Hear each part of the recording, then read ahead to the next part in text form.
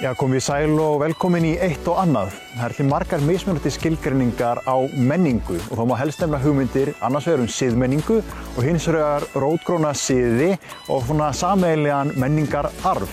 Síðan hafa menn talið að það séu margar mismunandi menningar, íslensk menning, dönsk menning og svo framvegis. Íslensk menning skiptist þá í margar mismunandi þætti sem síðan fléttast saman í eina heild. Það komið nóg af þessu, við ætlum að hefja veisluna á Akureyrarvöku sem árleg menningarhátíð hérna á Akureyri.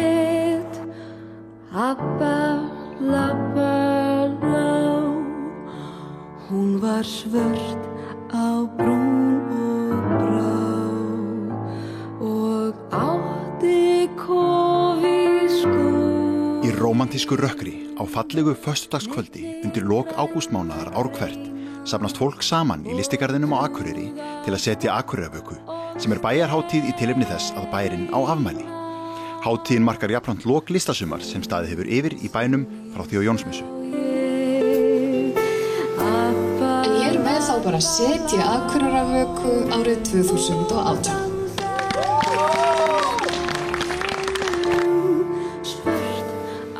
Ljósaluktir eru þó tendrar allan garð svo gestir hátíðarinnar geti gengið í róliheitum garðinn í rökkrinu og notið hérna ýmsu tónlistaratriða og gjörninga sem verða á vegi þeirra á göngunni.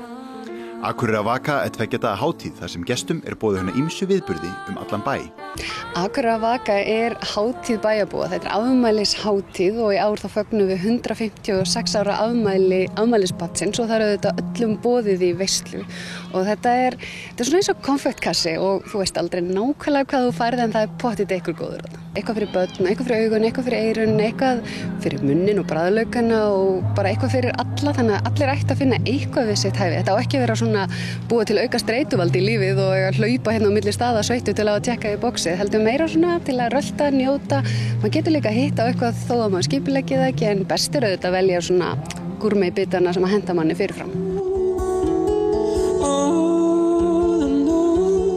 We all have problems and we all feel pain.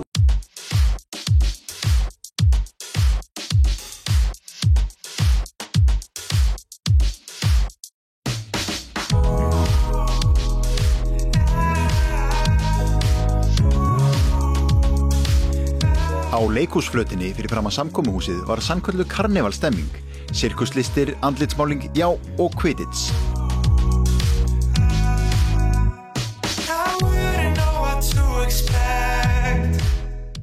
Fáðu ykkur sæti.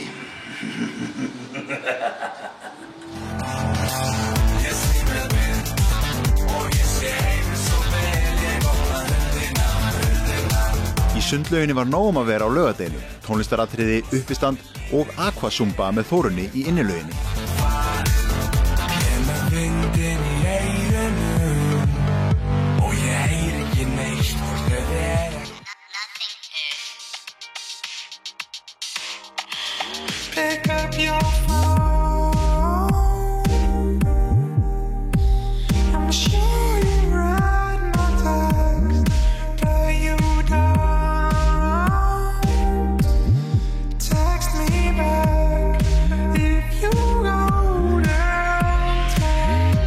Sýningin Andlit Akureyrar, ertu til að segja okkur aðeins frá sýningunni? Sýningin eru myndir Akureyringu, eins og kannski titillinn gefur til kynna. Ég bauð Akureyringum í heimsókn á mánudaginn, kom með 130 manns og aðeins fleiri í vikunni. Myndirnar eru svarthvítar portrettmyndir, það eru andlitsmyndir og allt niður í svona hálfboddi. Því verður væntanlega minnst á komandi árum þegar löng biðröð myndaðist upp eftir öllu listagilinu af fólki sem beið spennt eftir viðhafnar opnun listasafnsins á Akureyri á 25 ára afmæli þess.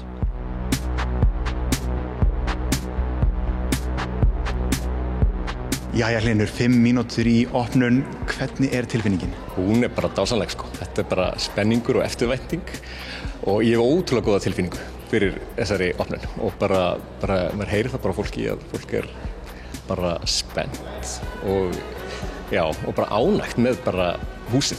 Þannig að ég vona að sýningarnar komi líka á óvart og allir finni eitthvað við sitt hæfi af því að þau eru svo fjölbreyttar. Á slaginu 3 opnaðist hurðin og innstreymdu fyrstu gestir þessa nýja og endurbætta safns. Á boðstólnum voru sýningar á verkum eftir Sigurð Árna Sigurðsson, Aðalheiði Eysteinsdóttur, Hjördísi Frímann, Magnús Helgason og Anitu Hirleikar ásamt úrvali af verkum í eigu safnsins.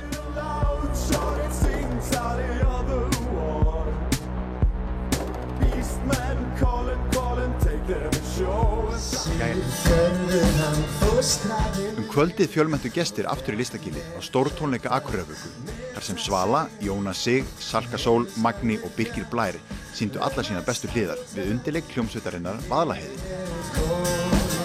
Slysavarnadeildin á Akureyri stóð fyrir sölu á friðarkertum á meðan á hátíðinni stóð til að safna fyrir kaupum á hjartastuðtækjum til að koma fyrir á fjölförnum stöðum í bænum. Að lokum voru kertin tendruð í tröppum Akureyrarkirkju og mörkuðu með því endabúnd Akureyrarvöku þetta árið.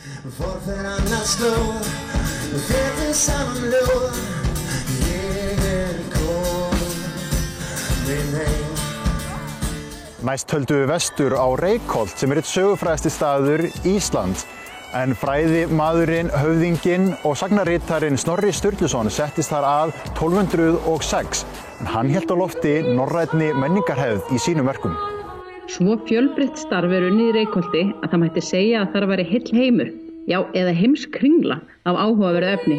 Tignarleg kirkjan, Snorrastofan, sýningar, fyrirlestrar, gjafavöruverslun, að óglemdri tónlistinni allri, já og auðvitað fólkinu að baki þessu öllu. Dagný, þú ert hérna yfir allt kring á Reykholti. Ég ætla ekki að segja að það verið alveg frá byrjun. Þetta orðin ansi langur tími, því verið hugmyndir þessari byggingu, rætt fyrst heima í stofunni hjá mér. Já. Og manninn vil sem heitir Geir og prestur hérna. Þannig að þetta orðin 40 ár. Ákvörðun var tekin svona 83 ef ég mann rétt. En verkið hófst einmitt fyrir 30 árum. Þá kom Pétur Sigurðsson, Pétur Sigurðsson og tók pálstunguna að þessari byggingu. Já. Og það var yndislegt þegar hann kom síðar. Gamli maðurinn orðinn þá fársjúkur og hjálpa Pálnum sem hérna niður í Finnstofu og sagði það merkilegt að þessi veika hönd hafi hafið þetta mikla verk. Það var dásamlegt að það skyldi komast aftur, það sagði Pétur. En við sem sagt, það ákveðið þarna í byrjun 9. áratugurins að fara út í að reisa kirkju. Gamla kirkjan var í mjög lélegu ástandi og við vildum bara hugsa til framtíðar. Gera mögulegt að kynna sögu Snorra og sögu staðarins. Snorri jú mestur Íslendinga vegna bókanna sinna, við þurfum ekki að fara yfir það. Við erum með sýningu hérna niðri í safnasalnum, ítarlega fína sýningu sem að skrifið var Óskar Guðmundssoni og þar má fá ýmsar upplýsingar hann. En við erum í kirkjunni sem að var svo við byrjum 88 fyrir 30 árum og kirkjan svo við 10 árum seinna? Nei, hún við 28. júlí 1996. Vissuð þið höfðu alltaf svo mikla trú á þessu. Þið vissuð að Snorri sagan það merkileg að þið munuð fá fólk til að koma. Já, það var setið við eldhúsborðið, það var setið í stofunni og það voru fundir og alls konar. Við Geir komum hérna 78 og við þekkjum það að Snorri stór. En það var lítið gert með hann hérna á þessum stað, þar sem hann var frá 1206 til 1241. Og við vildum bara reyna að koma upp þeirra aðstöðu að hægt vera að miðla þessari sögu, þessari miklu sögu. Og þarna sóknarnefndin, þetta bara allir aðilar sem að koma að þessu, kirkjuaðilar, ákveða að byggja og við ætluðum að byggja stórt. Við draumurum var að fá kirkju með fallegan hljómburð. Og það ekki sjálfsagt, það lotteri með hljómburðinn og það tókst alveg að heyra kóra sem syngja a cappella eins og skólakantórum, kórumenntaskólan sem við Hamralið sem var hérna fyrir nokkrum dögum eða kórneinar Þorgerðar og fleiri dásendar kóra. Það bara maður að klípa sig. Hérna eru teknir upp geisladiskar og alls konar í kirkjunni sjálfri. Tónlistarhátíðin sem nú aldeilis búin að vinna sér einn stóran sess í hugum og hjarta fólksins bæði héraði og bara yfir allt landið. Það bara dásamlegt, maður hlakar til hverjar hátíðir í lok þeirra sem stendur yfir og þarna ánægilegt að aðalsönguna tónlistarhátíðinnar Reykholtshátíðar 2017. Dísela Lárusdóttir, hún fékk akkurat íslensku tónlistarverðlaunin fyrir tónleikarna sín hér á Reykholtshátíð og það var voða gaman, enda tónleikarnir frábærir. Snorrastofa og Reykholt, þetta svo ofboðslega stórt og mikið Reykholt. Já. Ert þú til að segja mér aðeins frá kannski fræðahliðinni hérna? Já. Snorrastofa 20 ára gömul, má segja, og sem sagt þetta sjálfseignarstofnun sem hefur það hlutverk að taka sig af þessum menningararfi Snorra Sturlusonar, rannsaka hann og miðla honum. Og það er þess megin hlutverk Snorrastofu. Við erum þáttakendur í mörgum alþjóðlegum verkefnum, sem sagt allan heim, auðvitað mest vinnum við með Norðurlöndum, háskólum á Norðurlöndum. En þetta eru þessi verkefni sem við erum verkefnastjórar og við höfum gefið út kringum 20 bækur. Og bara í síðasta mánuði þá gáum við út 3 bækur og þetta er auðvitað, þessar bækur eru afrakstur vinnu sem búin að taka kannski 10 ár. Við erum með í Snorrastofu bókasafn, bæði bókasafn sem ætlað fyrir fólk sem býr hér á staðnum en líka sérstakt bókasafn sem aðeins ætlað fyrir fræðimenn. Við höfum til dæmis mikið safn af ýmsum útgáfum af heimskringlum og eddum á mörgum mismunandi tungumálum. Og fræðimenn sem eru hér hjá okkar fræðimanna íbúðum að þeir hafa þá aðgang að þessu miklu bókasafni sem að skiptir gífurlega miklu máli og gerir okkar fræðimanna íbúð okkar aðstöðu öðruvísi annari aðstöðu sem er til reiðu fyrir fræðimenn. Upplifun ykkar í gegnum ferðamenn sem að koma hérna, eitthvað svona sem stendur upp úr? Finnst ykkur, þetta fólk sem þekkir Snorra eða heimskringlu eða eitthvað, eða íslensku, eitthvað sem stendur upp úr þar? Eitthvað svona ný uppgötvun eða eitthvað þannig? Það er kannski ekki ný uppgötvun en það eru flestir þekkja Snorra. Hann er ennþá þekktasti Íslendingurinn. Og stundum finnst mér margir útlendingar þekkja Snorra betur heldur en Íslendingar. Og auðvitað Skandinavar þekkja hann gífurlega vel og þá þyrstir ég að fá að vita meira. Amerikanar líka, margir Amerikanar sem eiga rætur til Íslands eða til Norðurlandana og langar að vita meira þennan menningararf og vita jafnvel heilmikið. Og Þjóðverjar, þetta eru svona þær þjóðir sem mér finnst stundum vita meira en Íslendingar. Já, það er svolítið forvindilegt. En Íslendingar eru auðvitað, eins og segir, hjartanlega velkomnir hingað, bæði bara stakir og hópar. Heldur betur og það er alltaf mikil ánægja að fá að taka á móti Íslendingum og íslenskum hópum. Og við náttúrulega við tökum ekki eins á móti neinum hóp, það er alltaf aðallegað að hver hópurinn er. Ef hópurinn þekkir mikið vel til sögunum, þá erum við að segja frá okkur öðru. Þá erum við að segja frá byggingunum, kirkjunum og staðnum. Fókusin er aldrei svo sami. Það er ekki sami fókus hvort þú ert að tala við eldri borgara frá Bandaríkjunum eða 16 ára unglinga frá Bandaríkjunum. Þá kannski byrja maður á því að spila fyrir þau bara eitthvað heavy rock og benda þeim á að skálmöld til dæmis, myndband á skálmöld og benda þeim á tenginguna við edduna. Í myndbandinu. Og það þarf alltaf eitthvað til þess að kveikja áhuga og áhugin er ekki sami eftir hvað hóp þú ert að tala við, hvað þjóðerni og hvað aldur.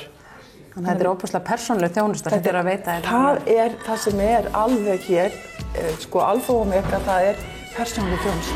Já, það er alveg ljóst að skapandi fólk eins og Snorri Sturluson eru nauðsynleg til þess að halda menningararfleifðinni á lofti, en nú tökum við okkur smá hlé og kíkjum í auglýsingar.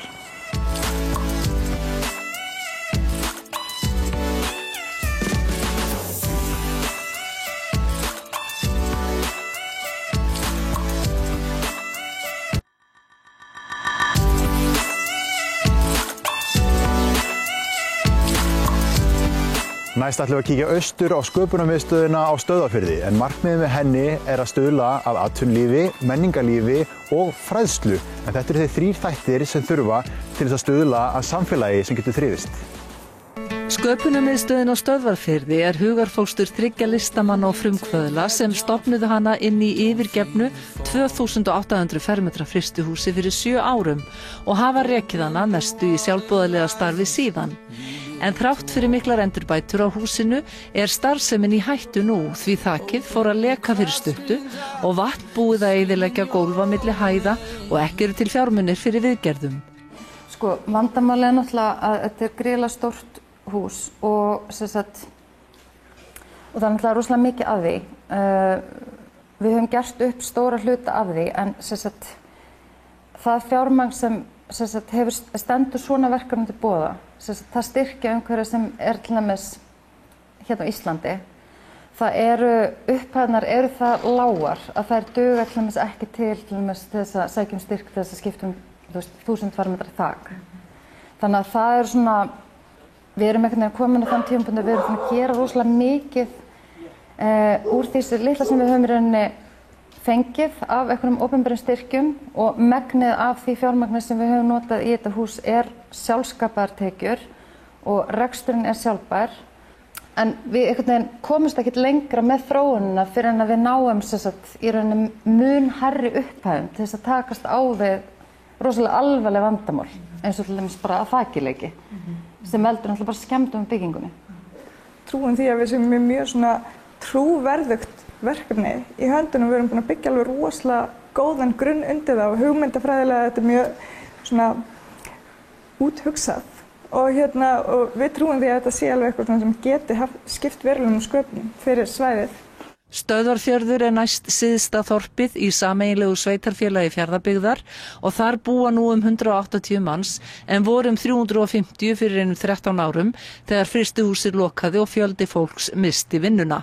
Það sem gerist þegar vinnslan lokar það að meirihluti bæjarbúa missir atvinnuna og sem verður bara svona eins og eitthvað svona rúllandi snjóbolti að það lokar einhvern veginn bara hvert á fætur öðru, bankinn, kaupfélagið, pósturinn, netaverkstæðið og einhvern veginn, þú veist, það einhvern veginn bærinn bara tæmist svolítið. Gerist alltaf svipuðum tíma. Já, þannig að þetta verður rosalegt svona áfall einhvern veginn og það er svona skrítið eins og ég aðflutt. Ég man eftir fyrst sumarið sem ég kem hérna þegar ég 17 ára og þá var þetta svona iðandi bær, fólk á leið í vinnu og það er fólk að vinna og það er þessi orka í bænum að það þetta lifandi samfélag. Náttúrulega, ég hugsa að allir hérna upplifi það að Stöðvarfjörður sé svolítið þessi jaðarbyggð og ég meina maður sér alltaf uppbygginguna sem á sér stað í hinum bæjarkjörnunum og þar náttúrulega, þú veist, þetta er svolítið erfitt sveitarfélag líka af því að þetta náttúrulega svo margir byggðakjarnar og það eru grunnskólar í hverjum einasta byggðakjarna. Þetta á með við hvað eru margir einstaklingar sem að halda uppi þessi þjónustustigi að þá þetta svolítið flókið því þú ert með leikskóla á öllum stöðunum og sundlaugar á sumum. Alveg erfitt að halda úti heilum grunnskóla fyrir 17 nemendur og þess vegna það kom náttúrulega upp á þann tímabilið þátti að sameina skólan við Fáskrúðsfjörð. Það voru bara svo mikið mótmæli við því að það var snúið eftir með það. Það var svona eins og síðasta víð væri fallið. Já, okkur fannst það það var alveg bara ef grunnskólinn farin þá flytur náttúrulega enginn hérna aldrei, það náttúrulega bara klart mál. Hugmyndin að baki þessi sköpunarmiðstöðinni svo að þetta í rauninni tilraunaverkefni byggðaþróun og við leggjum áherslu á 3 þætti til þess að stuðla að byggðarfestu og það menningarlíf, menntun og fræðsla og atvinnusköpun. Þannig að við teljum að það þurfi þessa 3 þætti, þeir þurfa að koma til þess að í rauninni skapa einhverja forsendur fyrir samfélagi sem kemur til með að þrífast og laða til sín nýja aðila til þess að setja stað. Við trúum því að það sé rosalega kraftur í samlegð og það að vera með svona mjög svo fjölbreytta aðstöðu samliggjandi. Við teljum að búi bara gríðlegur kraftur í því fyrir atvinnusköpun og bara menningarlíf. Þannig að við einhvern veginn hugsum þetta sem bara svona suðupott. Samfélags- og samvinnuhugsunin hefur frá upphafi legið að baki verkefnum sköpunarmiðstöðvarinnar og hafa íbúar Stöðvarfjarðar sem og annarra samfélaga notið þess að taka þátt í ýmsum verkefnum sem sprottið hafa upp úr þessum skapandi jarðvegi sem þríeykið hefur náð að mynda.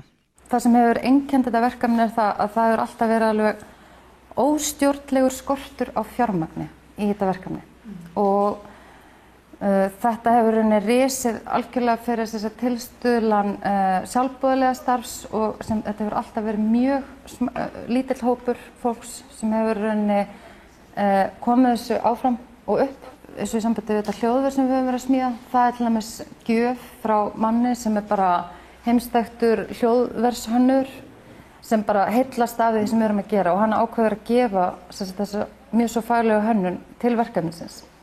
Og það sama á við byggingatekníkar og plön af húsinu. Það bara gjöf frá arkitektunum okkar. Þau binda vonir við að hljóðverið verði mikið aðdráttarafl en Vincent, sem rafeindaverkfræðingur, maðurinn á bakvið tæknina sem lætur tónlistina hljóma eins og í gamla daga. Við erum að byggja hljóðver, það atvinnuskapandi en á sama tíma þá eflir menningarlífið okkar, aukur möguleika á menntun hérna og veitir þjónustu í heimabyggð og gefur einhverjum með sérþekkingu starf á svæðinu. Þannig að þú veist, það eru allar einingarnir hugsaðar svona. Það eru bæði gömul sannindi og ný að ungt og skapandi fólk með hugmyndir, hugrekki og ástríðu grundvöllur fyrir byggðaþróun. Listafólk sem kemur í sköpunarmiðstöðina dvelur að lágmarki í 1 mánuð í senn og kemur allstaðar að úr heiminum.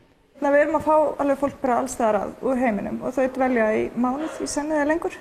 Þau koma hérna til að vinna að vissum verkefnum og hérna fá frið frá sínu daglega lífi, koma á rólegan stað og góð aðstæði hérna.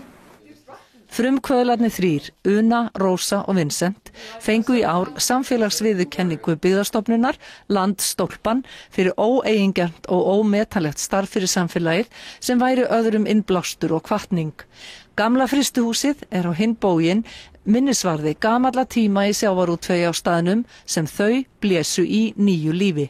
Við erum ekki bettlarar, okkur finnst við ekki eiga að vera í einhverju þeirri stöðu. Við erum meira að færa fram, við erum með mjög raunhæfa hugmynd og þetta er ekkert eitthvað gríðarlegir kannski fjármunir miðað við þá afraksturinn sem getur orðið og við trúum því að það getur orðið alveg svona margfeldis áhrif af þessu út í samfélagið.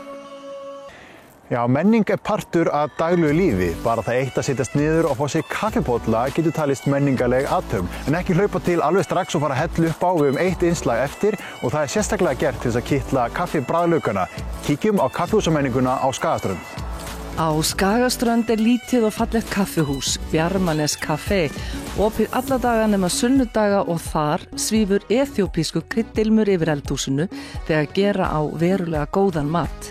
Kryddunarstaðan er kajanpipar en það er í því er samt einhvers 12 eða 13 mismunandi krydd í því, þannig þetta er kryddblandar og þetta er ekki sterkt, heldur bragð mikill myndi ég segja Hún er rosalega góð kokkur, og hún hefur ástríðu fyrir því að elda, þannig að það skiptir eiginlega mestu að hún hefur gaman þess sem hún er að gera. Læja flutti til Íslands árið 2002 þá 11 ára gömul frá Eþjópíu og hefur búið hér síðan. Þau Guðjón Ebbi ráku saman eþjópískan veitingastað í Reykjavík nokkur ár en ákváðu fyrir ári að flytja norður í heimabæ Guðjóns þegar þau sáu að kaffihúsið var auglýst til leigu, félagsheimili Fellsborg og tjaldsvæði líka. Það var eiginlega ég sem ýtti á að flytja hingað. Er það? Já. Ég var bremsan. Já, hún var það. Af hverju vildur þú koma? Ég veit ekki, ég hef komið náttúrulega oft hingað og kyrfðin og fallið útsýn og þetta er bara svo æðislegt. Og við komum með barn og alveg upp barn hér, komst í leikskóla fyrir en myndi gerast í bænum. Já. Er gott leikskóla, er það gott hérna? Já, það er mjög gott. Hann komst inn 9 mánaða, Bjarmanes Café stendur við sjóinn og útsýnið yfir Húnaflóan er fallegt, bæði að vetri og sumri. Ég held að sé andinn í húsinu einmitt að það er einhvern veginn, þú kemur inn og það er bara svona næringurinn að slaka á og maður er bara svona slakur og svo góður andi. Já, þetta er gamalt hús. Já, þetta er síðan 1912. Já, og búið að taka allt í gegn. Hver á þetta hús? Það er sveitarfélagið á húsið. Já, þannig þið leigið allt þeim? Já, við leigum þeim. En hvaða stoðir eru undir rekstrunum? Því að þið eru ekki, það er ekki túristarnir eru ekkert alveg að þvælast fyrir ykkur, eða hvað? Við erum ekki alltaf eftir það á hverjum degi. En við ákváðum í upphafi að ætlum að byggja upp þjónustu við heimamenn. Og höfum það alltaf að leiðiljós í rekstrinum að við erum að þjónusta Skagstrendinga. Þeir eru kúnin okkar og ferðamenn og annað er viðbót. Og hvernig gengur það? Það gengur bara rosa vel. Já. Þið eru að elda fyrir krakkana, bæði leikskóla og skóla, ekki? Jú. Sem að það pínu grunnur svona í rekstri? Það er svona pínu grunnur, já. Og en svona bara maðurinn sem er að vinna á vélaverkstæðinu, kemur hann til ykkar í hádeginu? Já, við fáum eiginlega alla flóruna, eða ekki? Í hádeginu, jú. En það er nú ekki verðlagið sem að fælir hérna frá. Er það satt að þið sé að bjóða hádegismat fyrir hvað? 1190 heita mat. 1590 þú færið súpu og mat. Þið verður ekki rík á þessu, er það? Við verðum kannski rík í ykkur öðru en peningum. Já. Það er eitthvað annað sem skiptir máli í lífinu líka. Ef við ætlum að byggja upp á svona stað þá bara verðum við að vera með verðlag sem hæfir staðnum en ekki eins og við myndum verðleika ykkur í miðbæ Reykjavíkur. Sko, Skagaströnd, fyrir þá sem ekki vita, hvað langt frá þjóðvegi 1 og hingað norður á Skagaströnd? 23 kilometrar. Já. 23 kilometrar frá Blönduós, eða svona frá afleggjarnum við Blönduós. Þannig að þú, til þess að komast í þennan mat og þetta verðlag, þá þarftu að taka þér 20 mínútna krók. Já. Það allt og sumt. Það ekki lengra en það, sko. Nei. Og ef þú keyrir þvert á fjallið, þá ertu svona 10 mínútna krókur. Já. Þannig að það ekki. Hvernig var síðasta sumar, þetta fyrsta sumar ykkar, var ekki? Hvernig gekk það? Það gekk bara mjög vel. Já. Það var alveg nóg að gera, sko. En nú eru ferðamennirnir svona nánast farnir. Hér Nes listamiðstöð og þið að hitta fólki, það hvað, 15 manns hérna í Nes listamiðstöð á hverju mánuði. Sækja þeim til ykkar? Já, þau gera. Já, flest allir hóparnir koma mjög mikið til okkar. Já. Og það svolítið gaman að sjá, sko, einmitt munin á menningunni hjá þeim og svo þeim sem eru svona klassískir Íslendingar hérna. Hver munurinn? Það bara miklu minna stress og kunna það eiginlega meira að njóta þess að koma á kaffihús. Heimamenn eru rosalega mikið svona alltaf að flýta sér og Íslendingar bara almennt. En finna það svolítið með listamennunum að þeir koma og sitja hérna bara og vinna í tölvunni sinni kannski 2 tíma og drekka 1 kaffibolla með það. Sem bara frábært, ég menna. Við viljum hafa fólk. Eþíópía meðal annars kunn fyrir að vera upprunaland kaffisins og þó Laia vildi gjarnan flytja inn kaffi frá heimalandinu þá það varla gerlegt. Nei, því miður. Hvað kemur í veg fyrir? Það samt eþíópskt kaffi í þessu. Þetta svona arabisk blanda og það eþíópskt kaffi blandað í þessu, sko. En að fá hreint eþíópskt kaffi getur verið svolítið dýrt. Þá þarf ég að selja þetta aðeins dýrara kantinu, sko. Þá fannst okkur bara vera of dýrt. En hvers saknarðu að heiman? Það var bara mömmu. Já. Jú, maður saknar alveg, sko, þú veist, geta farið út stuttarmaból. Já. Þú veist.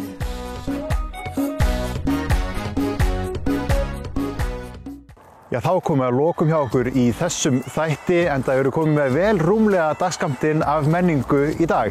Sjáumst í næstu viku.